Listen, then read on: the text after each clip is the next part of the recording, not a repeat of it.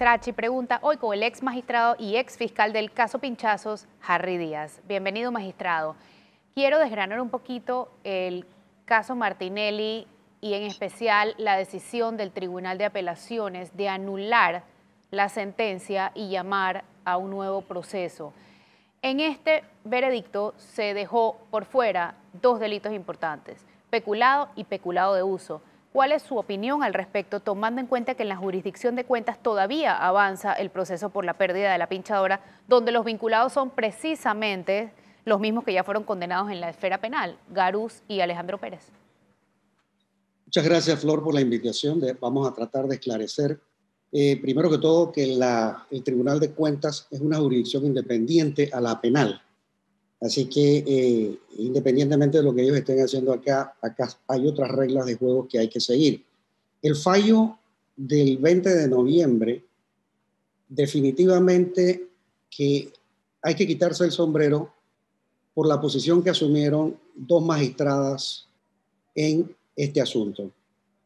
Y explicaron con un lujo de detalle por qué el Tribunal de Juicio había cometido muchos errores en la valoración de las pruebas y lo hace el desglose correspondiente. Eso son 63 páginas y en ese sentido yo tengo que felicitarlas porque la motivación fue muy clara, el desglose fue perfecto. Sin embargo, llegamos entonces al tema del peculado y en el peculado se fueron muchos más técnicos de lo que debían ser. ¿Y por qué lo digo? Porque habían comentarios de señalarles, bueno, tú me dijiste que no se había valorado la prueba, pero sí se valoró, aunque fue limitado. Así que esto no te lo voy a aceptar. Entonces, lo que hay que tomar en cuenta es que la formalidad no puede estar por encima del fondo del tema. Y ese es el error que cometen muchas veces muchos administradores de justicia.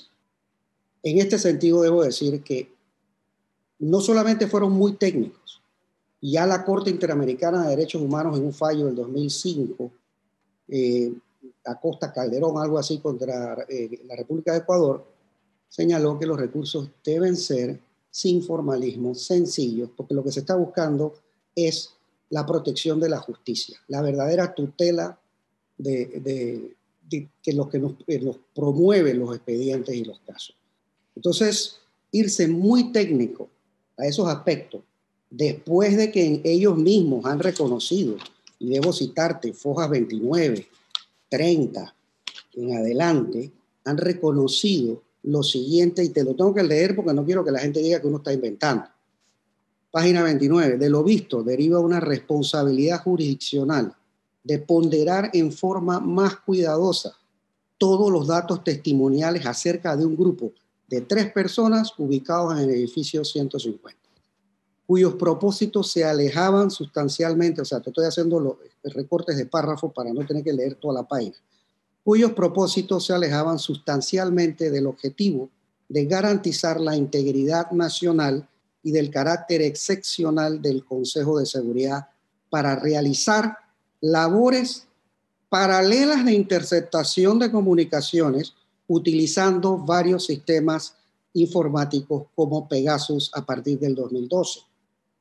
Están reconociendo que hay valores probatorios donde existió, obviamente, si hay gente que fue interceptada, pinchada, y que consta, porque fueron 49 de 150 que pudo detectar en su momento el Ministerio Público. ¿Con qué se interceptó? Obviamente con un equipo que compró y recibió el Estado panameño, se recibió en el Consejo de Seguridad.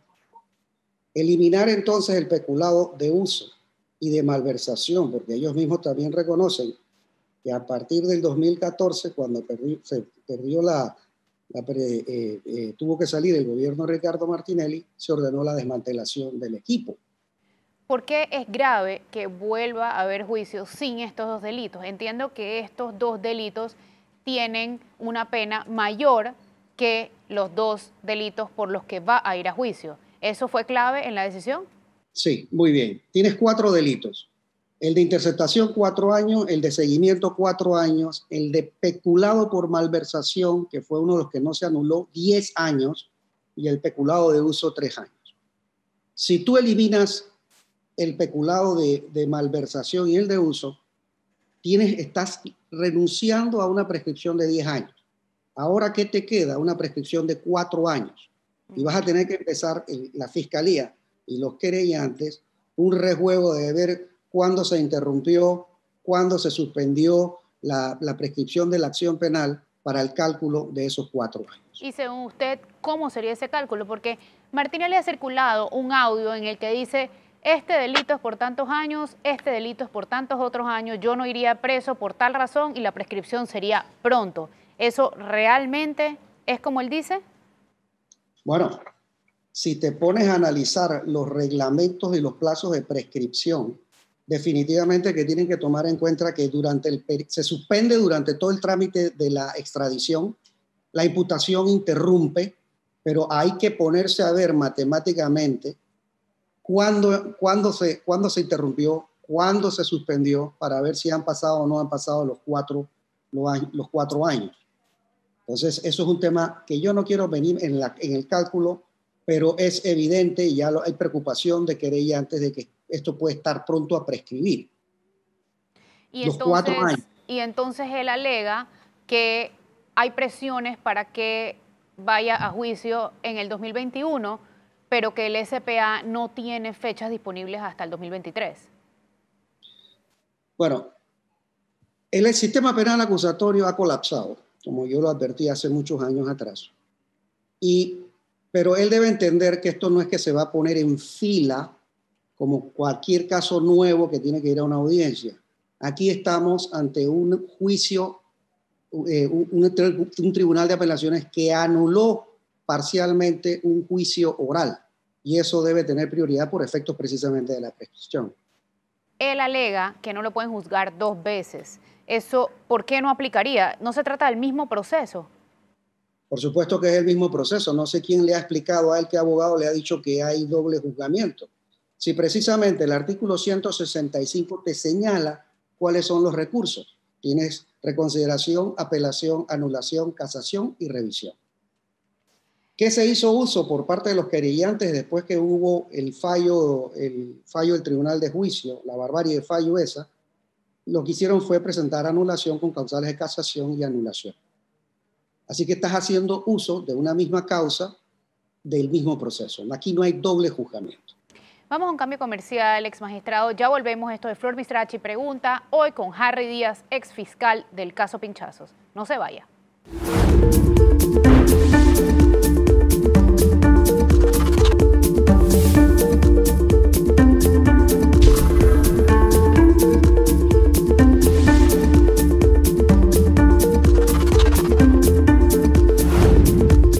Ya de vuelta en Flor Mistrachi Pregunta, hoy con Harry Díaz, ex fiscal del caso Pinchazos. Ex magistrado, en el bloque anterior hablamos un poco de la imputación. Me gustaría que aclarara para efectos de que la imputación interrumpe la prescripción. Sí, bueno, claramente lo dice el artículo 118, numeral 1. Interrupción del plazo de prescripción de la acción penal por la formulación de la imputación. También hay el 117 que dice que se suspende el plazo de la prescripción de la acción penal mientras dure el trámite de la extradición o por rebeldía del imputado. Así que todos estos elementos deben ser tomados en consideración, 116, 17 y 18 del Código Procesal Penal, por parte de la Fiscalía, y me imagino obviamente lo van a hacer los abogados de la defensa. ¿Qué pasó en la Corte cuando esto fue el tema del momento? Hubo un incidente importante en la Corte. Cuéntanos un poquito de eso, por favor. Sí, bueno, han habido varias discusiones fervorosas dentro del Pleno de la Corte sobre este tema. En el año 2018, en enero, estábamos viendo el caso de los indultos que el magistrado de Zamorano, era el magistrado fiscal, interpuso recursos ante nosotros para nosotros evaluar la situación del magistrado de garantías, que era yo Prado. Ahí se tuvo que entrar a discutir por razón de la prescripción cuándo había sido imputado por razón de ser un diputado de la República. El artículo, y se valoró, en resumen, porque esto fue una discusión de 2 días, se valoró y se explicó, principalmente por el magistrado Mejía, que lo dijo 15 veces, que la imputación, que la admisión de los casos contra diputados en vista de las modificaciones de la ley que le habían hecho los propios diputados, exigían en el numeral 4 del artículo 488 la prueba idónea del hecho imputado. Prueba idónea. Entonces no podemos estar hablando de que prueba idónea es un video de un diputado apuñalando a una persona y diciendo yo soy el diputado tal, cédula tal. No, no podíamos llegar a ese extremo, así que se había que definir qué era prueba idónea, se dijo que eran los elementos de convicción, etcétera, etcétera. Cuando tú comparas lo que exige el 488 para abrirle una causa a un diputado, tiene mayor rigurosidad y mayores elementos que una imputación ordinaria del artículo 280, que es lo que veníamos discutiendo hace mucho tiempo, y eso fue lo que se señaló el día 30 de enero cuando se leyó por qué no habían prescrito algunos temas en el caso de los indultos. Pero aquí la discusión fue ardua por otras razones, porque cuando esto se explicó, el magistrado de León, que era presidente, que yo lo tenía a mi izquierda, yo era el octavo en votación, dijo, esto está claro, lo han explicado muy bien el magistrado Díaz y sobre todo el magistrado Mejía, que ha repetido este tema 15 veces. Estoy claro, vamos a votar. La magistrada Russo pide un receso. Yo dije, ¿por qué vamos a pedir receso? Si estamos discutiendo estos 2 días, vamos a votar de una vez. Piden un receso. Y se van, ¿ok? Estos magistrados, la magistrada Russo, el magistrado de León al despacho del magistrado Ayub Prado, porque todo se sabe dentro de la... Se fueron al despacho de él. ¿Asalto de qué? ¿Qué es lo que tú tienes que discutir con un magistrado que está impedido dentro de la causa de Martinelli? Y lo que iba a ser 10 minutos se demoró 1 hora. Y ya en la forma de la votación y la claridad que habíamos dicho esto, la votación iba quedando 7-2. Cuando regresaron yo veía a De León, y yo tengo que decirlo porque es así, será mi amigo y todo lo que tú quieras, pero yo tengo que decir las cosas como pasaron. De León veo que viene muy reído de cuando terminan esa reunión y nos sentamos, empezamos la votación, pam, pam, pam, pam, la mayoría votó, los que se mantuvieron firmes en su posición fue Asunción Alonso y el magistrado Sedalice, que votaron en contra de la posición de reconocer que a la misión es igual o más que una imputación ordinaria. 488. Va a la votación y entonces De León cambia su voto, a pesar de todo lo que había dicho anteriormente. Cambia su voto y dice, yo voto en contra. ¿Y esto no coincidió con el cambio de la presidencia de Ayub Prado a justamente De León? Vamos a eso. Sí, efectivamente. Una vez que se leyó el fallo, al día siguiente Ayub Prado renunció y quedó de presidente de la Corte de León. O sea, son realidades. No hay que ser muy inteligente para saber qué pasó aquí, ¿no? Entonces, en el camino, cuando íbamos a hacer la lectura del tema, la magistrada Russo cambia su voto y dice, yo voy a votar en contra. Entonces, lo que iba a quedar 7-2 quedó 5-4. Así es. Y de ahí, gracias a Dios, porque hicieron una serie de aseveraciones que ni siquiera ni habían sido discutidas dentro del Pleno, el magistrado Mejía tomó la palabra, hizo un voto razonado para explicar que muchas de las observaciones que habían hecho en ese salvamento de votos no habían sido ni siquiera discutidas en el Pleno de la Corte. ¿Y usted por qué no contó esto antes? ¿Perdón? ¿Usted por qué no contó esto antes? Porque tengo que contarte estas interioridades, me las estás preguntando ahora. ¿Alguna otra que quiera contarnos? Igual te va a cambiar el hecho de que quedó 5-4. Creo que explica algunas cosas de la historia. Pero bueno, volviendo al caso actual, el veredicto tiene 63 páginas. En la página 52 habla de absolución. ¿Cuándo hubo un fallo de absolución? Y 2, si eso hará alguna diferencia ahora. Por supuesto, no ha habido ningún fallo de absolución. Y ahí es lo que vengo diciendo, y lo veo incluso en escritos, que hay una barbarie, no solamente los errores de apreciación de las pruebas, sino la barbarie jurídica de estos 3 jueces de juicio oral, de señalar no culpable. Señor, tu obligación como juez de juicio oral es fallar conforme a te lo exige el numeral 6 del artículo 427 del Código Procesal Penal. ¿Y qué dice? debes condenar o absolver a cada uno de los imputados, de los procesados y en cada uno de los delitos. No hubo una absolución. Estos señores se han sacado un fallo de no culpable que se aplica solamente en el artículo 448 para los casos de juicio, de jurado de conciencia, donde son 7 personas que deciden que no tienen una formación jurídica como la tienen los jueces de juicio oral, porque tienen que ser abogados. Entonces es una... Sí. En este caso no cabría una denuncia por prevaricato, tomando en cuenta que el Tribunal de Apelaciones dice que el Tribunal de Juicio falló a la hora de ponderar las pruebas.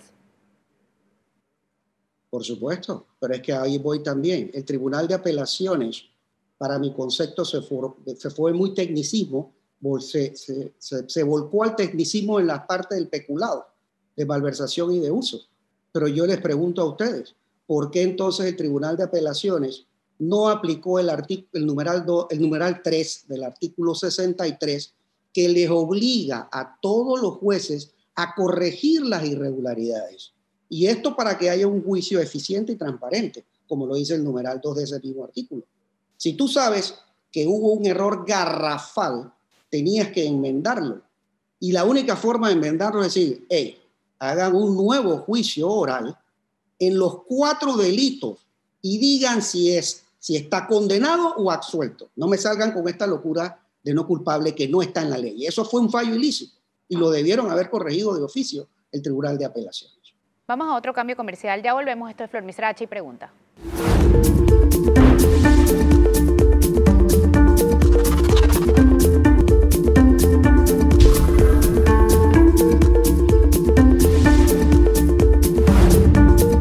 Ya de vuelta en Flor Misrachi y Pregunta, hoy con Harry Díaz, ex fiscal del caso Pinchazos. Ex magistrado, ¿cuál es su opinión del salvamento de voto del magistrado Diego Fernández?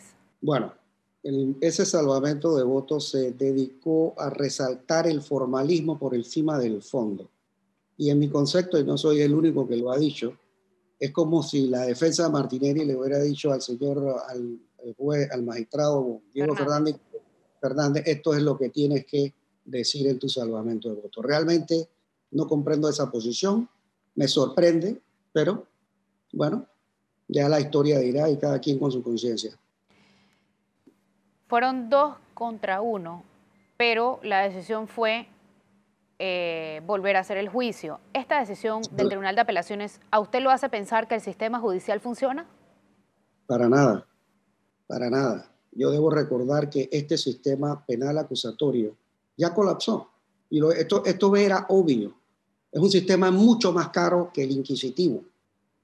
Podrá ser más garantista, pero no es más garantista que para la sociedad. Y en el 2016, 6 meses antes de que entrara en vigencia para el primer distrito judicial, que es la porción más grande de los casos, Panamá, Colón, etcétera, San Miguelito, etcétera, la porción más grande de los casos está en el primer distrito judicial, 85% de los casos se ventilan en este primer distrito judicial, se planteó y les dije, hagamos esto de forma gradual, no hay recursos. No está el equipo preparado y no tenemos la carrera judicial lista.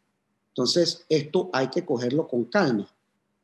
Esto, debo insistir, fue presión de Ayub Prado y el grupo que lo apoyó, Fábrega, etcétera, de que esto se tenía que dar de todas maneras. Y me sorprendió una vez en enero, por ahí más o menos, que Ayub Prado dice que todo iba bien con el sistema penal acusatorio, que estaba marchando muy bien con el órgano judicial y estaba marchando muy bien con el Ministerio Público. Yo le dije, esa no es la información que yo tengo sobre esto. Y le pedí que se hiciera una reunión de alto nivel, y en esa reunión de alto nivel estuvo desde el Ministerio de la Presidencia, Migración, email, Ministerio Público, obviamente la Corte, la Guardia Nacional, etc. El resultado unánime de todo el mundo dijo, no tenemos los recursos. Entonces, ¿por qué vamos a forzar esto si no tenemos los recursos? Lo peor de todo era que el Instituto de Medicina Legal, que te tiene que científicamente asegurar la prueba, había pedido 35 o 37 millones de dólares y se los había para el SPA y se los habían cortado. Entonces, ¿cómo tú pretendes llevar a cabo unos procesos en debida forma si los recursos no están? Se dio, obviamente, para ciertas personas era más importante nombrar 1.000 personas de a dedo de los 9 magistrados, del cual mayoría siempre lo llevó a Ayú, obviamente, su grupo que yo le llamo el lado oscuro de la fuerza,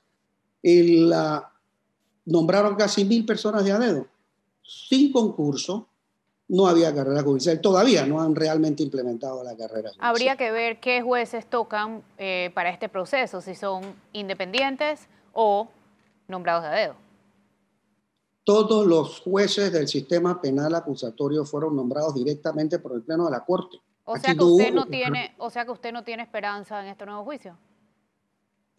No sé quiénes van a tocar, no sé a quiénes va a tocar esto, pero obviamente la esperanza de los querellantes, de la sociedad panameña, es que sean jueces correctos, con carácter y que no se dejen ni influenciar y menos comprar.